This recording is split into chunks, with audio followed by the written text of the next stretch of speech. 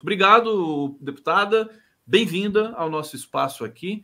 Deputada Reginete Bispo, socióloga, deputada federal pelo PT do Rio Grande do Sul, integra o Movimento Negro Unificado desde 1990, graduada em Ciências Sociais pela Federal do Rio Grande do Sul, consuleza honorária de Senegal. Tão bonito essa questão da consuleza. Você continua como consuleza honorária. E você não perde nunca, né?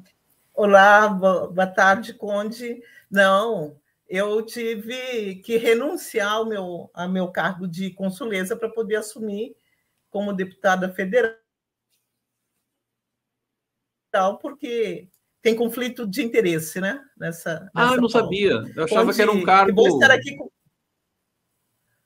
Não, porque, a princípio, um cônsul, ele representa o país de quem, né? No caso, eu representava o Senegal, os interesses do Senegal, tanto comerciais como da população senegalesa no Rio Grande do Sul. Né? Mas o honorário não é uma qualificação assim que torna que possa permitir essa continuidade? Não.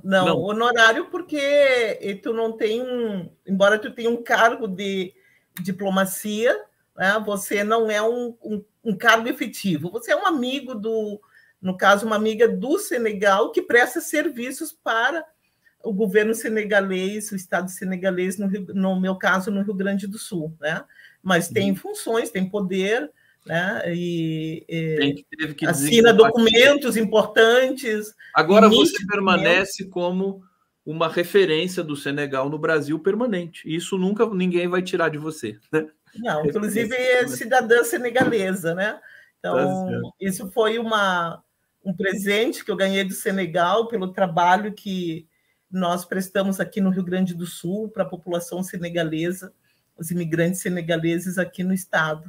E em visita ao Senegal, fui indicada pelos senegaleses aqui do Rio Grande do Sul e fui convidada pelo governo senegalês para representá-lo aqui no Rio Grande do Sul. Infelizmente, dia 31 de janeiro de 2023, eu tive que renunciar, depois de 5 anos na função. Como diz o Chico César, deve ser legal Senegão no Senegal. Eu adoro. É fantástico. Chico César. Reginete Bispo, vamos falar do Rio Grande do Sul, vamos falar desse processo agora de recuperação do Estado em todos os níveis, e eu sei que você está trabalhando fortemente para isso na Câmara dos Deputados, inclusive tratando da questão do racismo ambiental. Eu queria que você desse um panorama para a gente do trabalho que você está fazendo nesse momento para o povo gaúcho. Reginete Bispo. Conde e quem nos ouve, né? Primeiro, eu quero agradecer o convite para estar aqui junto com vocês e dizer que a pauta do racismo ambiental é uma pauta já, embora no Brasil ela apareça com força nos últimos anos, é uma pauta que um conceito que vem sendo utilizado já desde os anos 80, né? E ele se caracteriza fundamentalmente, né, pela forma como, através dos processos históricos, populações vão sendo marginalizadas e deixando à margem das políticas públicas e, em consequência disso, sendo vítimas das mudanças, né, que o homem vai provocando no meio ambiente, né?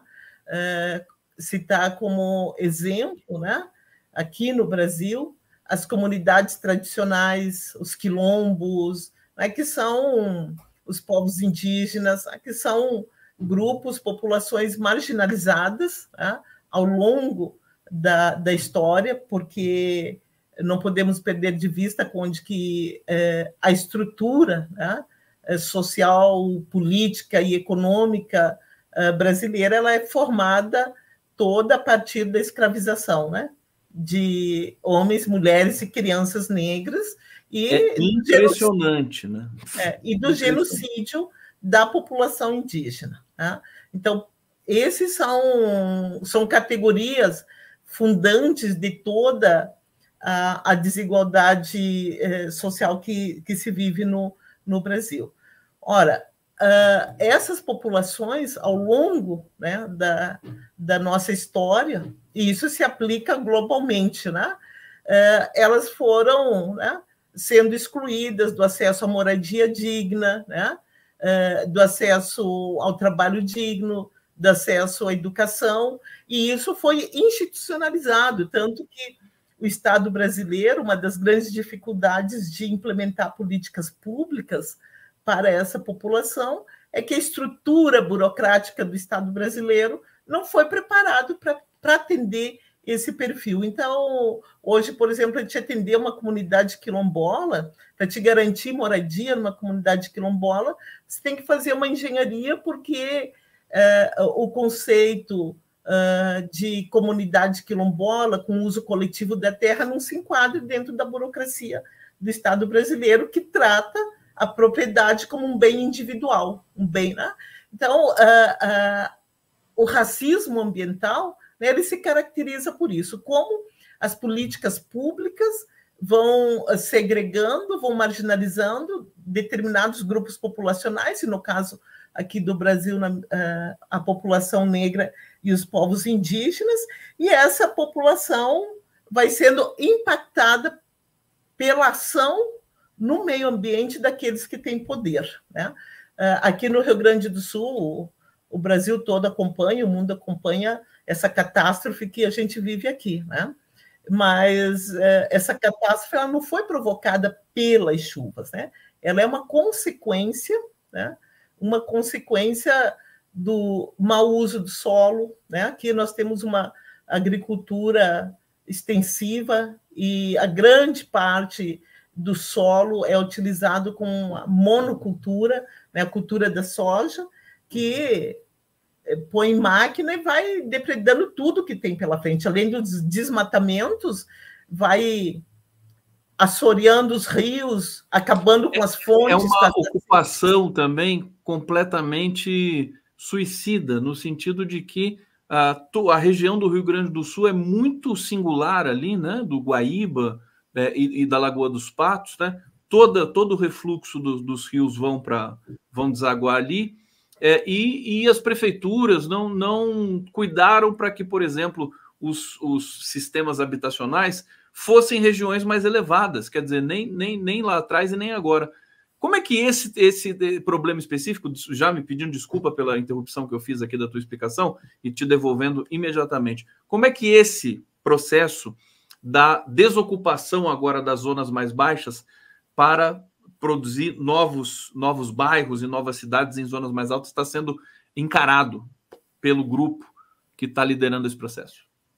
Tem uma complexidade nesse tema, Conde, porque tem populações que estão em área de risco, né, que efetivamente são áreas de risco, outras que estão em áreas que são de risco porque houve negligência do poder público, que não investiu em saneamento, né, em melhoria das condições de vida, e tem áreas que... Porto Alegre é um exemplo disso, né, que foram inundadas porque houve a negligência do poder público, que não cuidou, não manteve o sistema de proteção e contenção de águas da cidade. Porto Alegre, evidentemente, é isso. Grande parte da cidade, sobretudo Cidade Baixa, Menino Deus, tá? E o centro histórico não necessitavam estar embaixo d'água. Foi por falta de política pública, de investimento e de cuidado, né? A região aqui do norte da cidade, Humaitá, Navegantes, né? Ali também, né? Uma parte já tinha um histórico de inundação, né? Mas foi negligência, que as bombas não funcionavam, de 23 bombas que Porto Alegre tinha. A gestão do Sebastião Melo foi qualquer coisa de catastrófica. Foi um desastre. Foi uma gestão que provocou, acentuou o racismo ambiental, porque, veja bem, Porto Alegre tem mais de 700 áreas irregulares, né? Que não foi aplicada a regularização fundiária. Então, são famílias que estão morando sem saneamento, estão morando em áreas de risco, que algumas naturalmente de risco, outras porque faltou investimento, né? E, Conde, se nós observarmos, inclusive já saiu matéria sobre isso, né, as regiões mais afetadas, tanto em Porto Alegre, como em Canoas, como em São Leopoldo, foram regiões onde tem uma concentração da população preta e pobre dessas cidades, né? Então, isso é o racismo ambiental. São as áreas menos cuidadas, menos saneadas, e que, no caso das chuvas, né, foram as primeiras a serem inundadas e as últimas a serem recuperadas. Aqui em Porto Alegre, essa semana que a prefeitura começou a retirar as toneladas de lixo no bairro Sarandi. No bairro Sarandi. Ou seja, Porto Alegre ainda tem muito entulho nas ruas? Tem, muito, muito, muito entulho. Na Cidade Baixa, Bonfim, não, mas na Zona Norte, um entulho que está causando doenças, preocupa muito, inclusive inviabilizando a entrada de transporte público, enfim. Então, isso é o racismo ambiental. Como a população preta, pobre, periférica é impactada nessa situação, né? E que não tem uma preocupação tanto de quem tem o poder econômico, no sentido de cuidar e preservar o meio ambiente, né? Que qualquer desequilíbrio vai afetar diretamente essas comunidades, né? Quanto do poder público, que Porto Alegre, o prefeito Sebastião Melo entregou a cidade para a especulação imobiliária, inclusive com um mega projeto, junto com o governador Eduardo Leite, de ocupação da orla do Guaíba, a derrubada do muro de proteção do Guaíba, porque simplesmente eles esqueceram que a cidade tem um sistema de contenção e proteção robusto e que precisava ser mantido e conservado. Reginete Bispo, aqui nós estamos aqui tendo a honra de receber a deputada federal Reginete Bispo pelo PT do Rio Grande do Sul. Aliás, que está gostando do mandato, deputada? É a sua primeira experiência como deputada federal, né? Sim, é a minha primeira experiência. O ambiente é hostil. Hostil, claro. É hostil para nós de esquerda, para nós mulheres e pretas, muito mais. Muito mais. Tá? Mas nós temos lá uma bancada de mulheres progressistas muito... Ontem eu entrevistei aqui a Carol D'Artora e nós já falamos de você, falamos que você ia estar aqui hoje, e a Carol está fazendo um trabalho magnífico ali também, e eu estou vendo a Carol, estou vendo você, estou vendo as duas integradas, né? Inclusive pela todas as questões possíveis, a defesa dos quilombolas, questão do racismo ambiental e tudo mais. Olha, nós temos 4 minutos aqui apenas, infelizmente, Reginete, e eu já deixo o convite para você voltar aqui para trazer mais informações. Eu queria que você falasse para o nosso público assim, o que você considera mais importante, né, nas suas ações junto ao Congresso Nacional e junto ao grupo, creio eu, que você esteja trabalhando assim muito próxima do Paulo Pimenta, né, que é o coordenador, assim, digamos, né, o ministro extraordinário dessa reconstrução do Rio Grande do Sul. Então, conta para a gente o que está sendo. As pessoas estão tendo acesso a dinheiro? O dinheiro está chegando lá para as pessoas? Está chegando.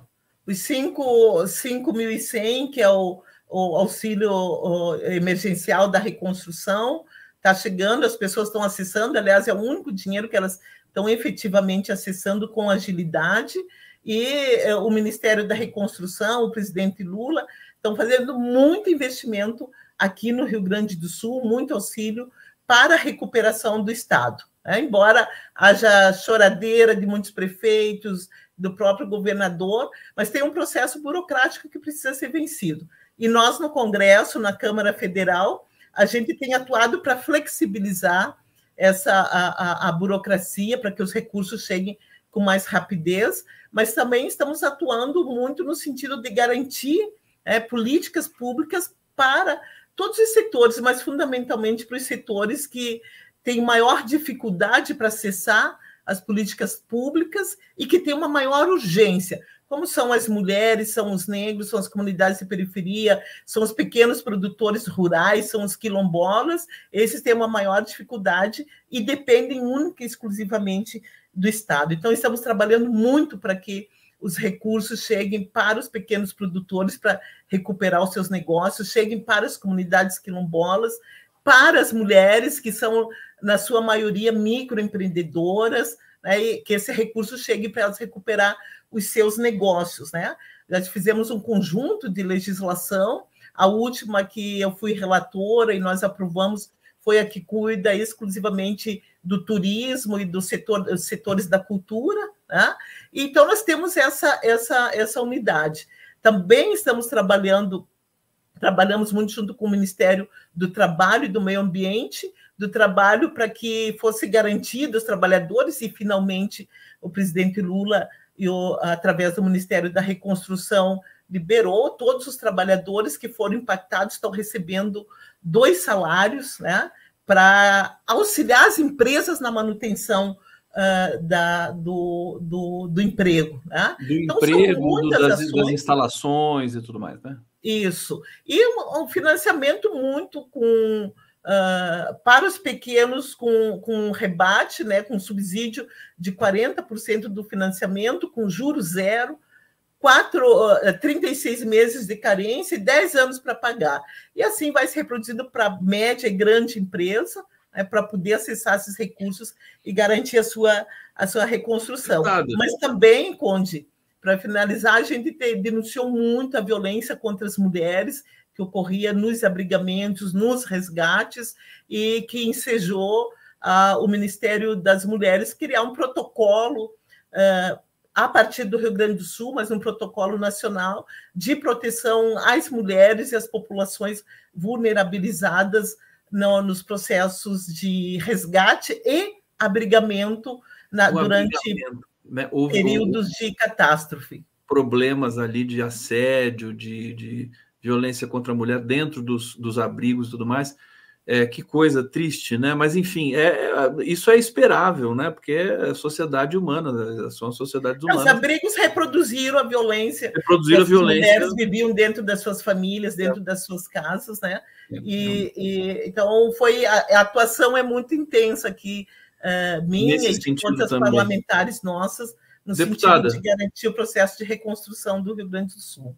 Eu queria, para terminar o nosso papo, dizer o seguinte, que eu já venho dizendo desde o primeiro dia de que a catástrofe se abateu, e que é ambiental, climática, humana, né? Desumana, no caso dos gestores ali das 2 esferas federativas ali, município e estado, que o povo gaúcho e o povo brasileiro, porque o gaúcho é brasileiro, o povo brasileiro gaúcho, vai dar um show na recuperação do Estado. Eu acho que já deve estar sendo muito bonito já de acompanhar isso aí, porque quando eu vejo reportagens e tudo mais, eu vejo a autoestima voltando, o povo gaúcho, assim, consciente do que tem que fazer, e que acho que vocês vão criar uma atmosfera, inclusive, melhor aí, baseada, né, consolidada em pilares mais fortes também do ponto de vista não só do racismo, da consciência, questão ambiental, mas também da consciência social que, né, todo Estado, todo povo deve ter. Reginete Bispo, deputada federal pelo PT, muito obrigado, viu? Sempre uma honra te receber aqui. Obrigada, Conde, com certeza. Nós o espírito de solidariedade do povo brasileiro, do povo gaúcho, tem possibilitado o socorro às famílias, mas também a reconstrução do Estado numa outra perspectiva, com muito mais solidariedade e também com outras bases do ponto de vista da preservação e do cuidado com o meio ambiente de todos e todas, né? Então, que esse momento sirva, né, para a gente repensar a nossa atuação enquanto seres humanos, enquanto agentes públicos, enquanto cidadãos e cidadãs, e reconstruir o nosso Estado com uma elevação de consciência social, ambiental e racial, e que isso sirva de exemplo, né, para o Brasil, porque, com certeza, Conde, se não atuarmos na prevenção, né, essa catástrofe ela será uma realidade, como já é em outros estados, né, mas uma realidade nacional e que impõe para nós, cidadãos e cidadãs, uma outra postura diante desse problema e diante dos desafios que a humanidade vem enfrentando.